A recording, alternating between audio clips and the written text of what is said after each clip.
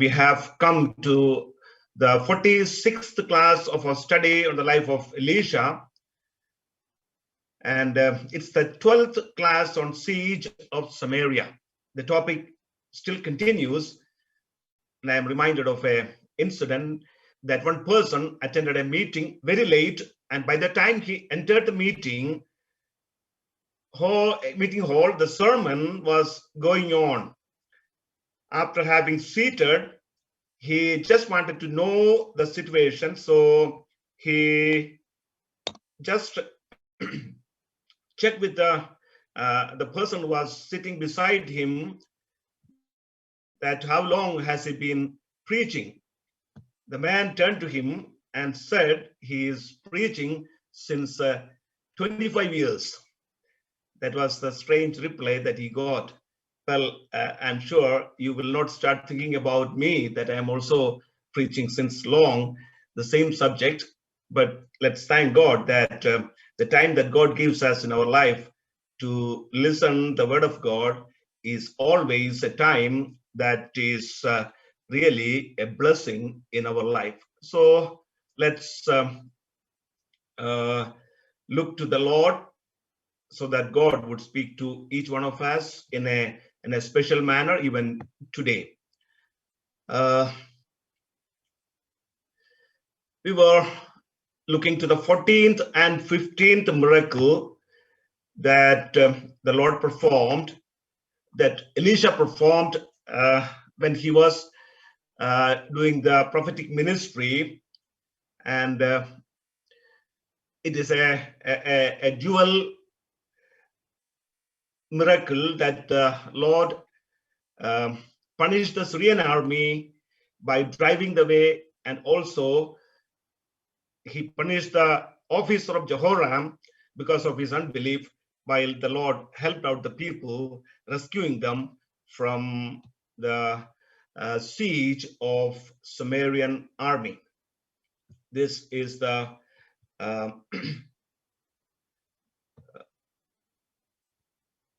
topic that we were looking to, and the lesson that we have is 2 Kings chapter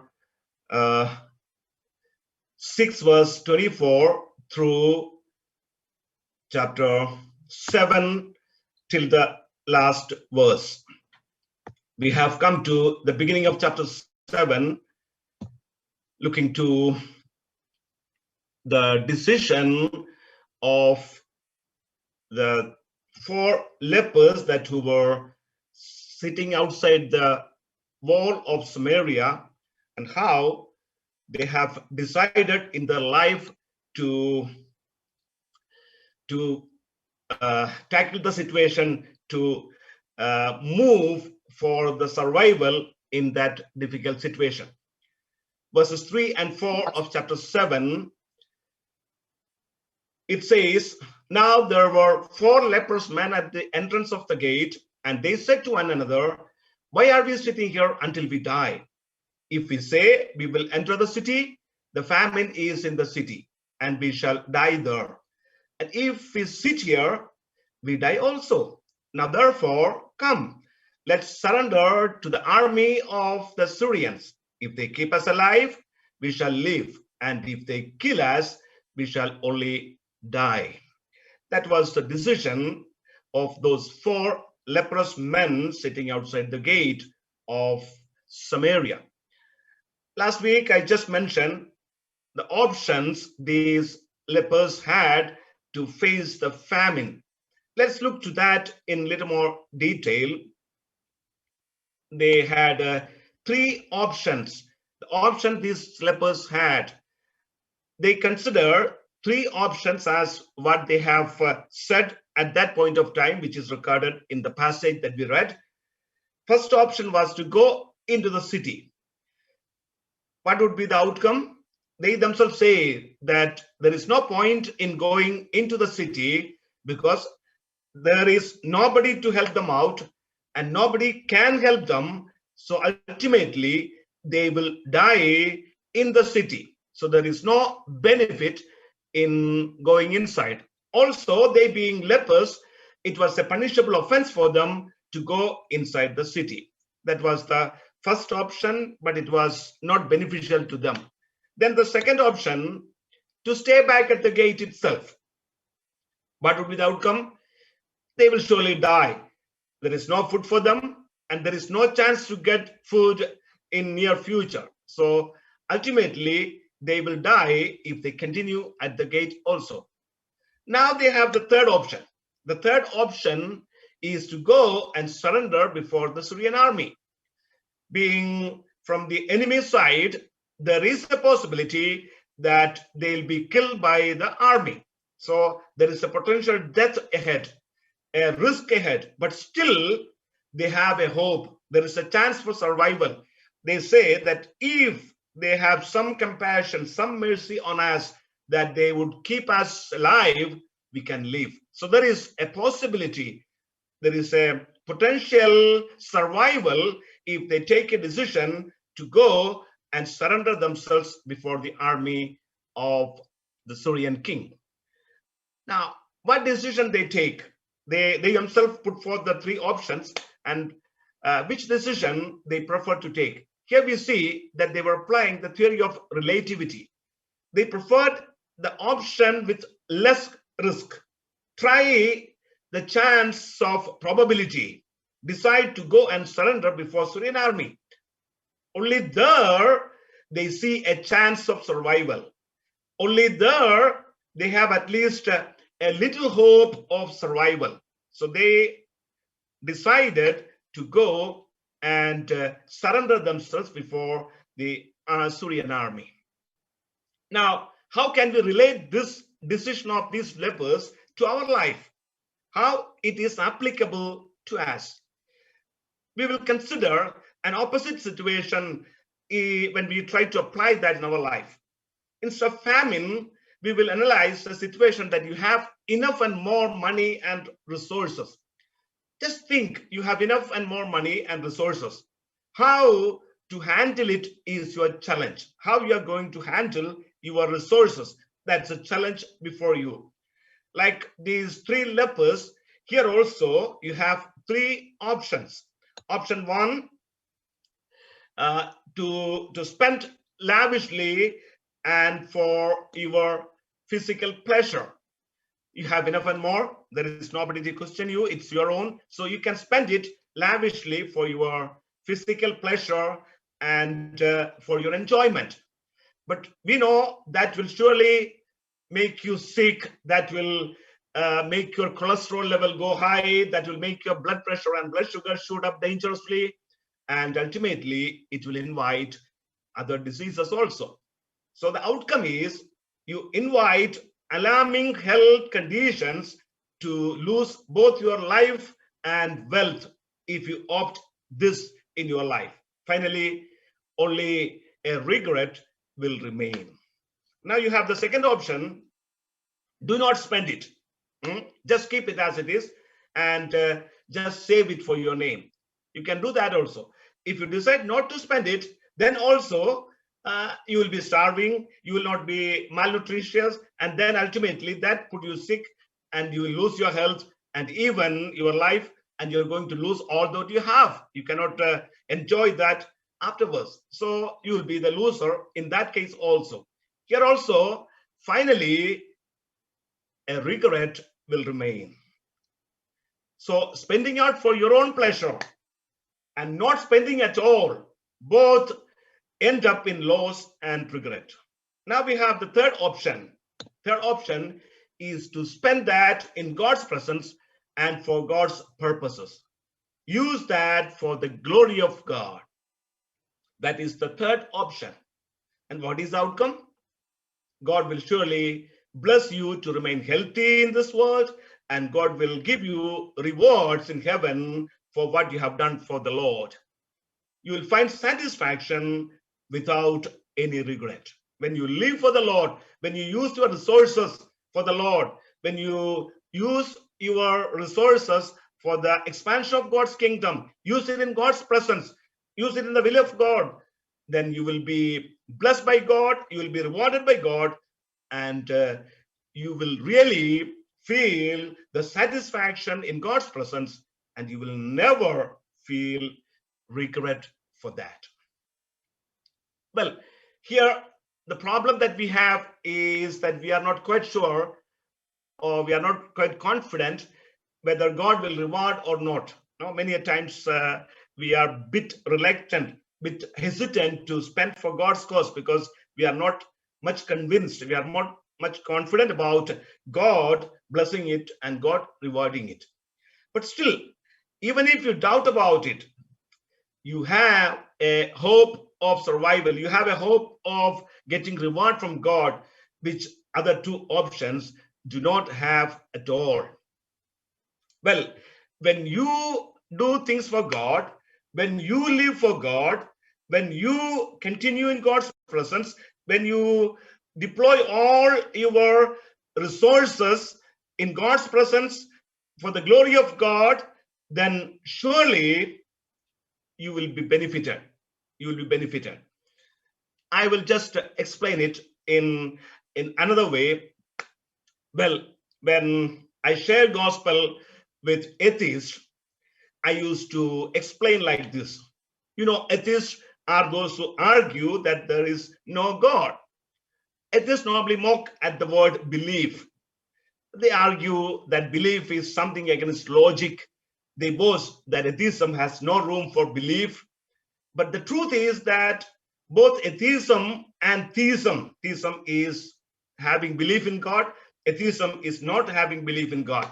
So both theism and atheism are beliefs. So this, we have to remember that if at all you come across a person who is an atheist and say that, oh, you people, you put everything in belief, but there is no logic for belief, and we atheists, we don't believe in that, and that's why we say there is no God. They may be putting forth arguments like that. So you just remember this, what I'm explaining you.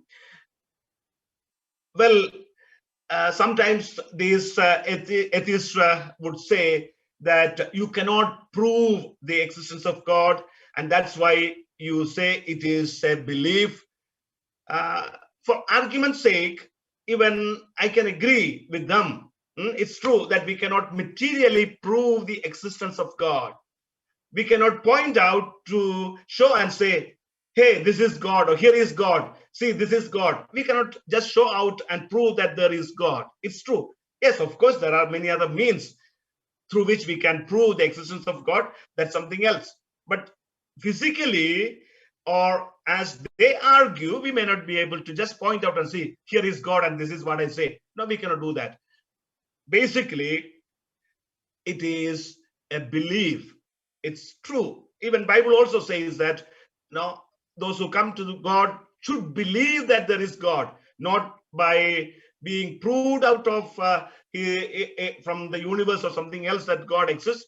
But Bible demands that whoever comes to God should believe that there is God. So faith in God or belief in existence of God is based on belief. Theism is founded, the foundation of theism is actually belief. That is true.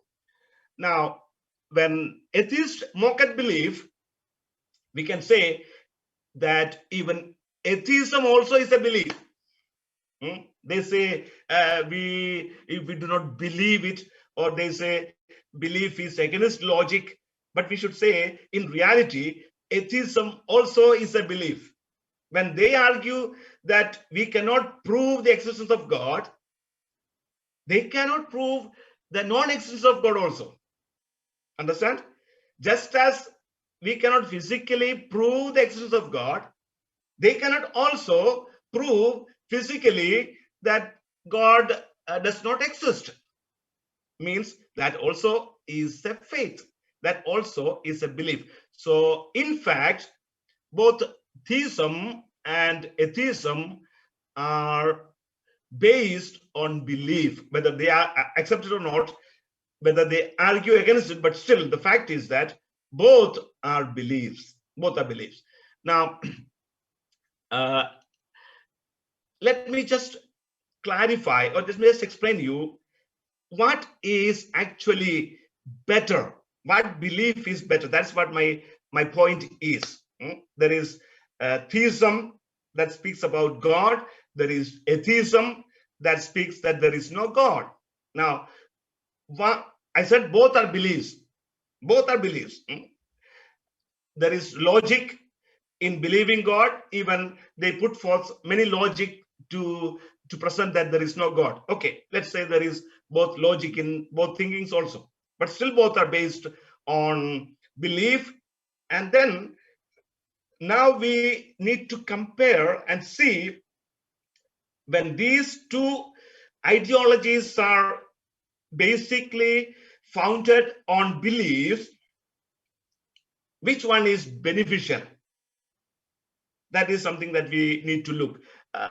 Listen me carefully. Do not misunderstand me. Suppose if there is no God, listen me carefully.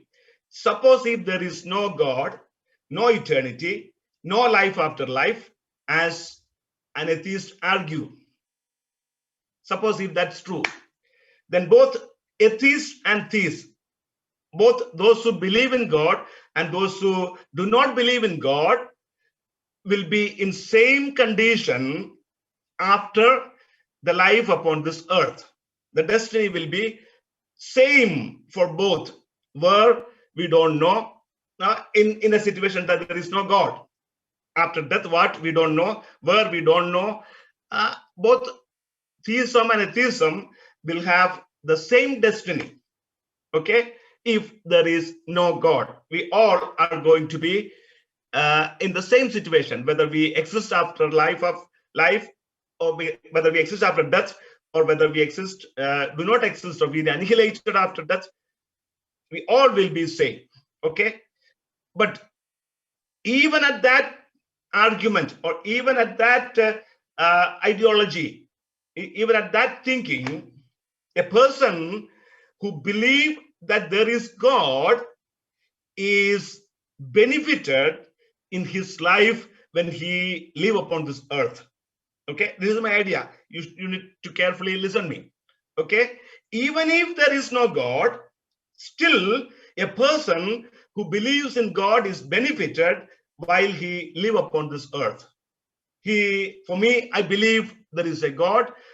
That's a belief in my life. Even if there is no God, I believe that there is God. So I had a fear of God in my life. I feared the accountability and punishment of God. So I led a decent life. I controlled my life. I could enjoy my family life in a better way because I was a God-fearing person. So I was controlling my life. Then I was not wasting my money, or I was not wasting my time. I could live peacefully, and my health was not wasted because I'm not consuming anything that would harm my health, and I had a satisfied life. Okay, so the belief that there is God did not do any harm to my present life, but it was beneficial to me to have at least a good, decent life, to have a good family life, to have a peaceful life, and my life was okay. Okay, so even if there is no God, but still having faith in God is beneficial in this life because that will make our life better. Okay, now if there is God, then I will have the benefit of the life after this life also. Okay, I have faith in God. I believe in God. If there is no God, my life upon this earth is benefited because of that faith. And if there is God, my life after this life also will be blessed and benefited because I have put my trust in God. I believe in God. Okay, now think about an atheist. He did not believe in God. So he has no accountability. He has no godly fear. He has nothing to bind in his life. There is nothing to control. He lives his own life lavishly. He leads his life in wicked ways because there is nothing to question him. There is nothing after this life. So the life should be enjoyed. He enjoys life, but that brings about a lot of problems in his life. So ultimately, atheism did not provide a good life while we live upon this earth. Okay, then if there is God, atheism will end up in punishment of people in eternal hellfire, because God is true and God's word is true. Okay, what I need to drive home your mind is that belief in God, living for God, fearing God, loving God is beneficial in our life, even if there is no God and if there is God. You understand? So for argument's sake, if we can say, even when there is no God, but still having faith in God is beneficial, at least for this life. And if there is God, this faith will help you in the coming eternity, and you will be blessed and you will be rewarded for living for God.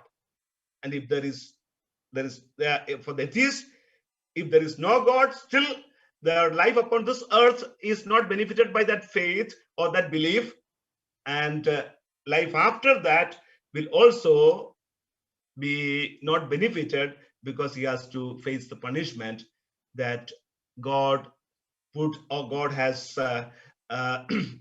assigned for the men who live in this sinful world, in the sinful life. Okay, so the idea is living for God, loving God, serving God, obeying God, honoring God is always beneficial in our life. That will be a blessing in our life. That will be rewarded by God. And this is what the Lord has said. This is what Bible teaches. And this is what the logic also prove in our life. What you do for the Lord, what you do in the name of God, that will have a benefit, that will have a blessing in our life. I've been told a story about a millionaire. He was spending his money lavishly with his friends for anything and everything. And one day, a priest of the nearby church approached him for a donation to build a new church building. He wrote a check for a huge amount. And after a few years, he just spent out all his money with his friends. And finally, he became bankrupt. He became a poor man. He did not have anything for his survival, because he was lavishly spending out all his money. He was wasting his wealth. At this time, one of his friends suggested him that he made a mistake in donating such a huge amount of money for the church building, because that was a waste. If you had kept that, you could have used that now. And to that suggestion, the reply of this millionaire was that, I don't think so. I believe that is the only amount I saved, and all other my wealth was actually wasted, and that was a waste. This is the only amount that I could gain, I could keep for me. Well, dear ones, what we do for the Lord, what we do in God's presence, how we honor God, how we love and serve God, that will only be benefited in our life. That is what God counts. Now, God has said in 2 occasions the importance of living our life in God's presence. Matthew chapter 10, verse 39, the Lord said, he who finds his life will lose it, and he who loses his life for my sake will find it. The statement seems to be contradictory, but I'll explain that. The Lord said, he who finds his life will lose it. and he who loses his life for my sake will find it. Again, in Matthew 16:25, he made a similar statement. For whoever desires to save his life will lose it, but whoever loses his life for my sake will find it. Both these statements the Lord said in a context that he was explaining the cost of discipleship, the price that we need to pay to continue as a disciple of the Lord. So there we can see the rendering. The Lord says, he who saves his life. Here in this context, he who saves his life means that is a person who consider his life as precious for himself, and he engage it in his own desire and his own pleasure. That is what it is meant there by saying he who saves his life. He wanted to save it for himself. He wanted to keep it for himself. He wanted to use it for his own pleasure. He wanted to use it for his own gain. That is what it means when it says he who saves his life. The one who consider his life as precious to him and wanted to use that for his own benefit is the one who tries to save his life. But the Lord said, such person will lose his life. He will actually lose his life. But losing life for the sake of Jesus Christ, that's the second aspect of it. The Lord said, if you lose your life for the sake of Jesus Christ, for my sake, that's what the Lord said. That means dedicating our life to obey the Lord and use it for the glory of God. Giving up our life to the Lord, that is losing our life for the sake of Christ. Dedicating, submitting our life to obey the Lord, to use it for the glory of God, even when there are difficulties and dangers. That is what it means when we say lose it for the sake of Jesus Christ. And the Lord said, he will find it. The one who finds his life, which means the one who would prefer to keep his life for himself and use it for his own glory, his own benefit, he will ultimately lose it at the death. Nothing will continue, and he will be eternally punished in hellfire. He will lose it eternally. And those who lose their life for the sake of Christ, those who give up their life to love the Lord, to serve the Lord, to live for the Lord, they will find it, which means they will find meaning while they live upon this earth, and they will find themselves with the Lord in the eternity. That is what it meant by saying they will find it. So what does it mean? If you think your life is important for you and you decide to use it according to your will, then you will lose it here upon this earth and in the coming eternity. People say, okay, my life is my life. I need to enjoy my life. I need to use it for my own pleasure and my own enjoyment, like Epicureans who say that eat, drink, and make merry, tomorrow you will die. So this life to be celebrated. If you think your life is important to you and decide to use it according to your will, then you will lose it here upon this earth and in the coming eternity.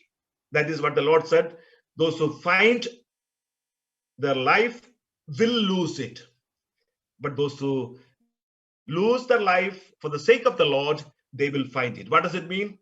It means that those who consider Lord, who is the creator and redeemer of your life, as more important than their life, and those who dedicate their life for doing the will of God, then they will gain it by fulfilling the purpose of God, and they will be honored while living upon this earth, and they will spend their eternity in heaven with the Lord.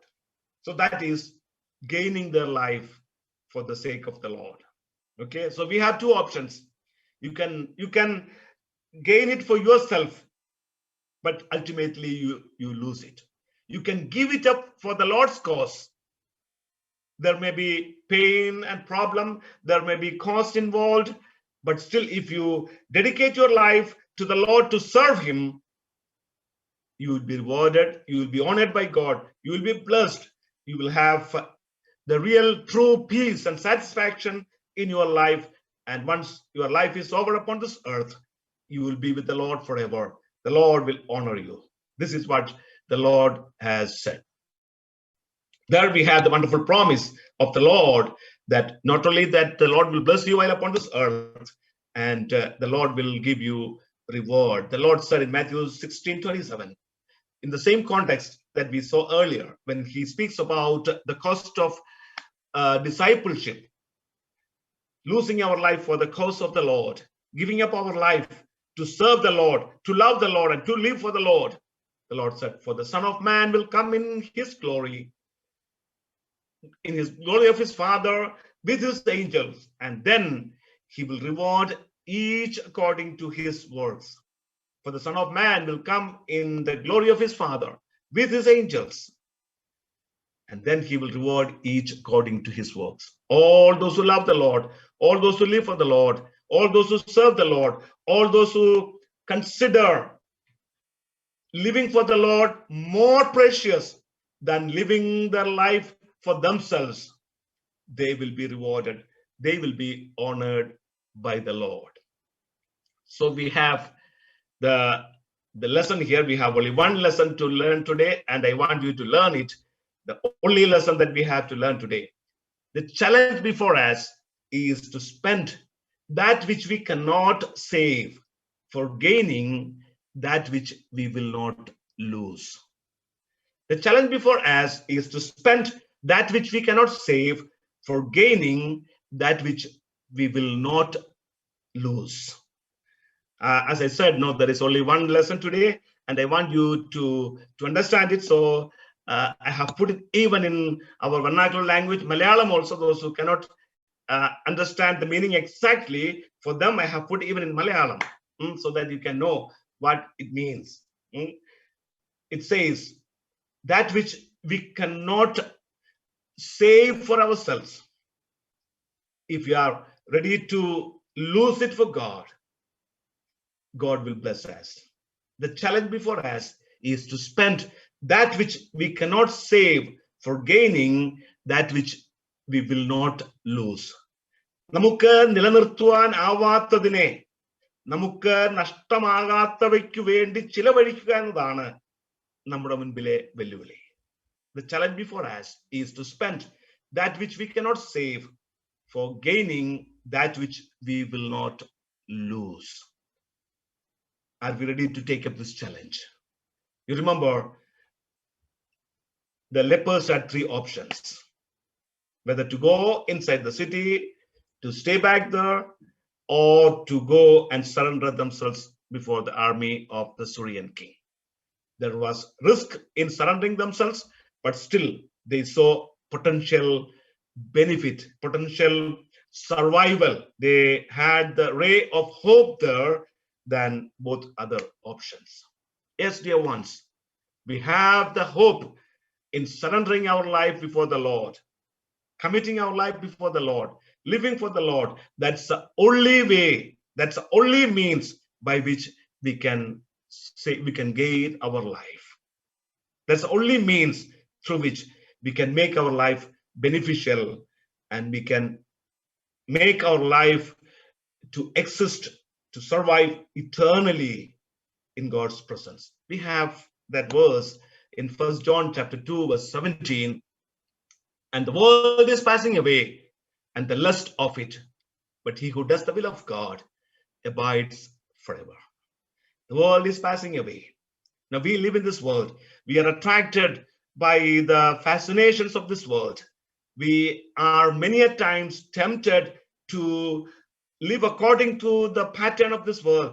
We are prompted to go after the world. But remember, the world is passing away. This passing world can never help you out. It can never give you satisfaction. It can never give you joy. It can never bring you to your goal. But it is the word of God that abides. So if we live according to the word of God, we will abide forever. We will enjoy eternity with the Lord. How many of you know about the story of Alexander the Great? He was a great man, as we know, who conquered all the then known world, the one who lamented over infinite seas, saying that if you were also land, I would have conquered you. I would have captured you. As we know, he died at the age of 32. History records that at his deathbed, he disclosed his last 3 wishes to his army generals. He called his army generals and told them 3 of his last wishes, and they made them promise that they will fulfill that without fail. And the 3 wishes were actually strange wishes. The first one, he said, my physician alone must carry my coffin. When I die and I've been taken to the cemetery, my physicians should carry my coffin. That was the first wish. And the second wish, when my coffin is being carried to the grave, the path leading to the graveyard be filled with the wealth that they have collected. In my short life, I captured the whole world. I accumulated a lot of wealth. So when my body is carried to the graveyard in the coffin, the way to that graveyard should be filled with my wealth. That was the second wish. And the third wish, most of us know this third wish. It is normally told that the third wish was that both his hands should be kept hanging out of his coffin. That was his third wish. General agreed. They said they would do that, but they asked him whether he had any special reason for these 3 strange wishes. He said, yes, I have. And he explained them. And that is really interesting, and that's really thought-provoking. The first, he said, I want my physicians to carry my coffin because people should realize that no doctor on this earth can really cure anybody. They are helpless in front of death. I want my doctors, my physicians to carry my coffin because I should tell the world that my physicians in their best was not able to help me out in my sickness. They could not prevent my death. So no physicians upon this earth can help out in our death. I want to proclaim this truth to the world, and that's why I want my physicians to carry my coffin. Now, the second wish, he said, I spent all my earnings, I spent all my life earning riches, but could not take anything with me. I spent all my life earning riches, conquering all the then known world, but I could not take anything with me. Let the people know that wealth is nothing but dust. So he wanted to spread that wealth upon the way to the graveyard and let people walk over it. That was the second wish.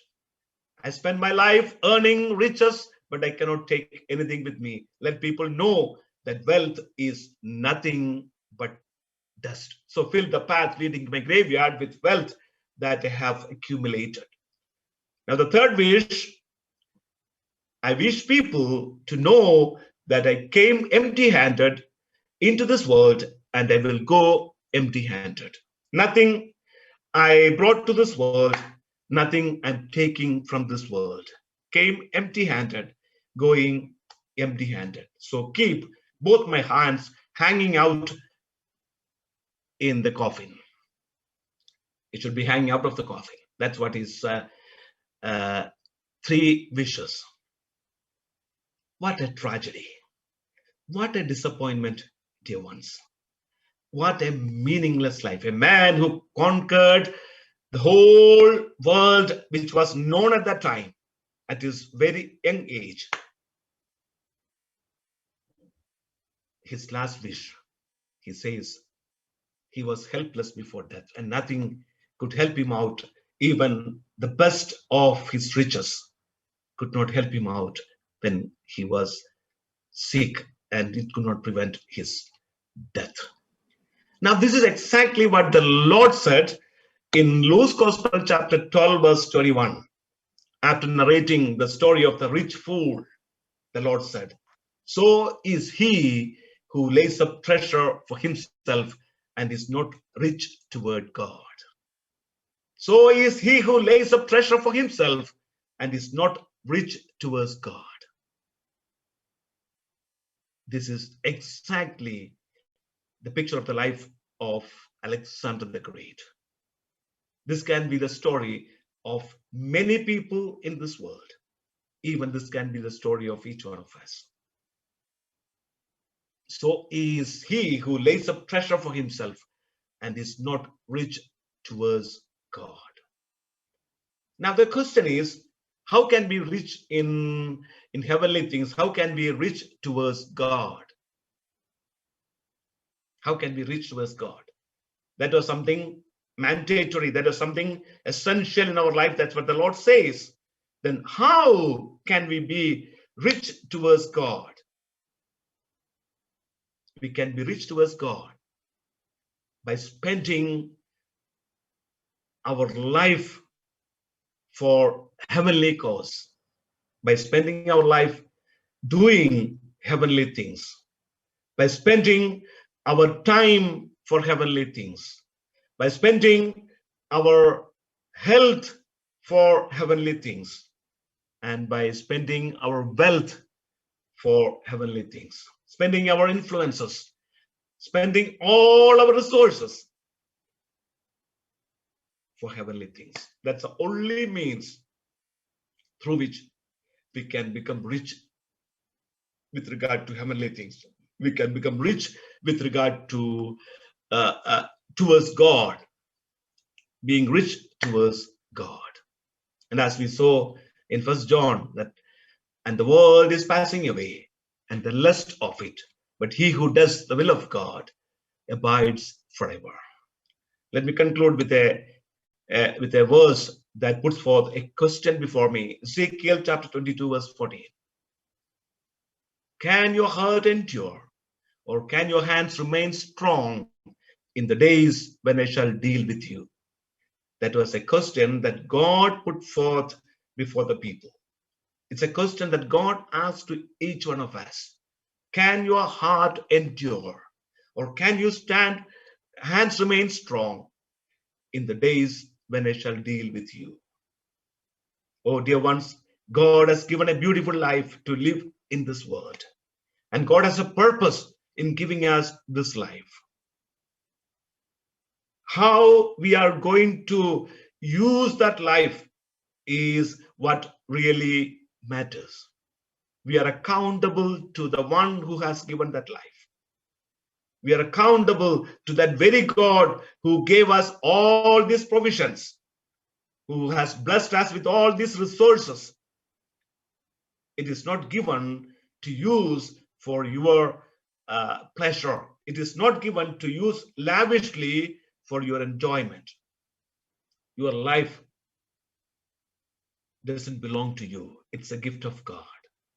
Your wealth, it is not your. You are just steward of what the Lord has given. Your energy, your health is not yours. It is given by God. It is given to handle.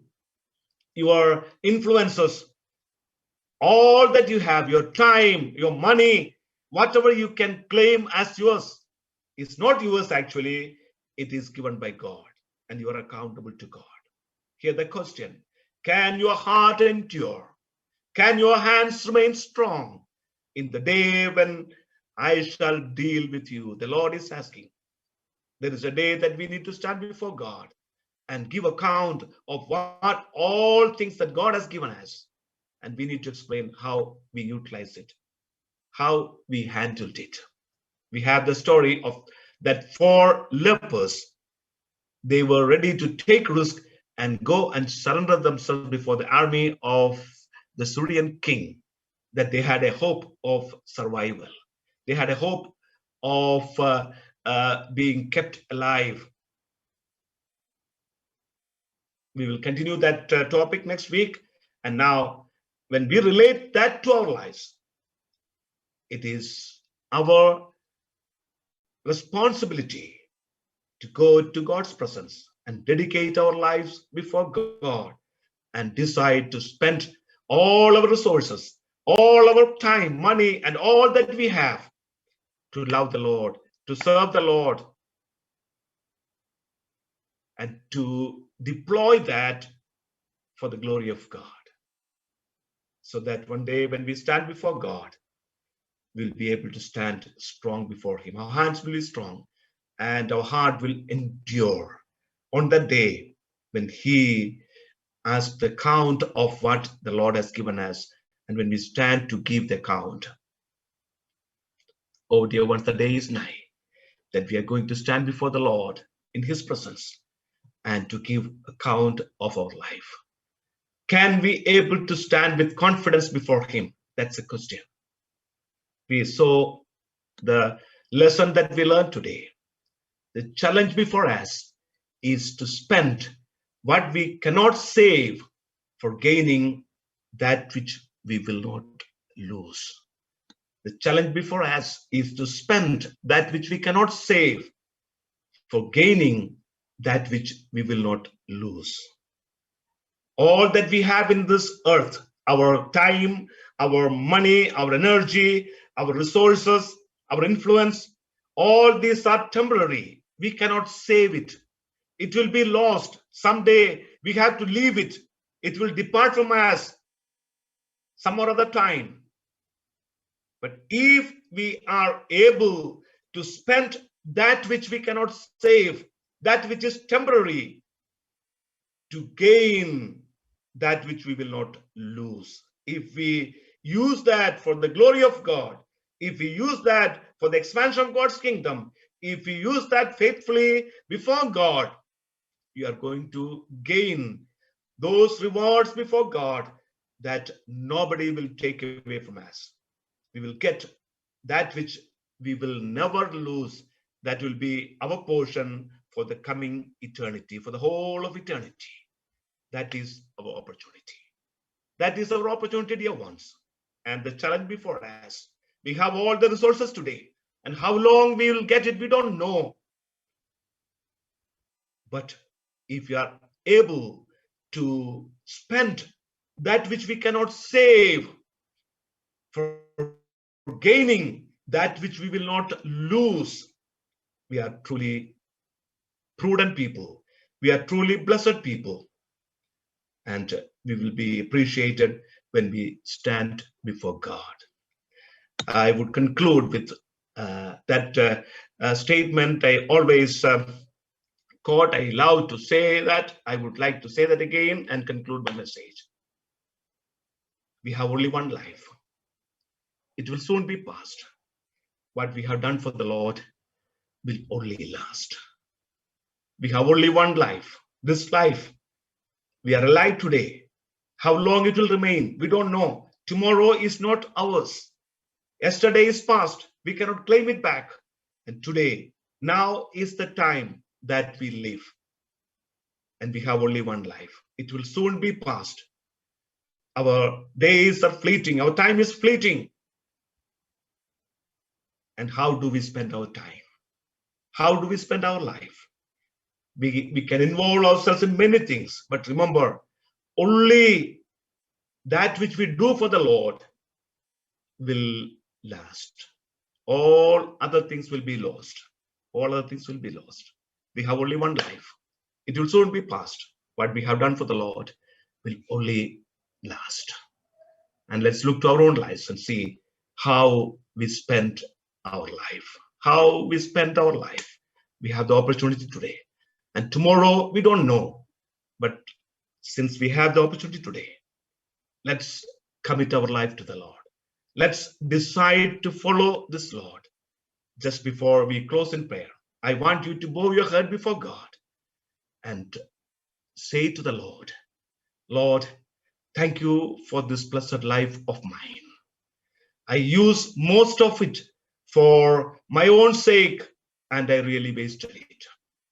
Lord, I acknowledge my mistake. I commit my life before you. The time ahead, the time that you provide me upon this earth, the time that I will live in this world, I dedicate my life to use it for your glory, to live for you, and to glorify you, so that when I stand before you, I may not be ashamed. Amen. May the Lord bless us these words. May his name be glorified. Thank you.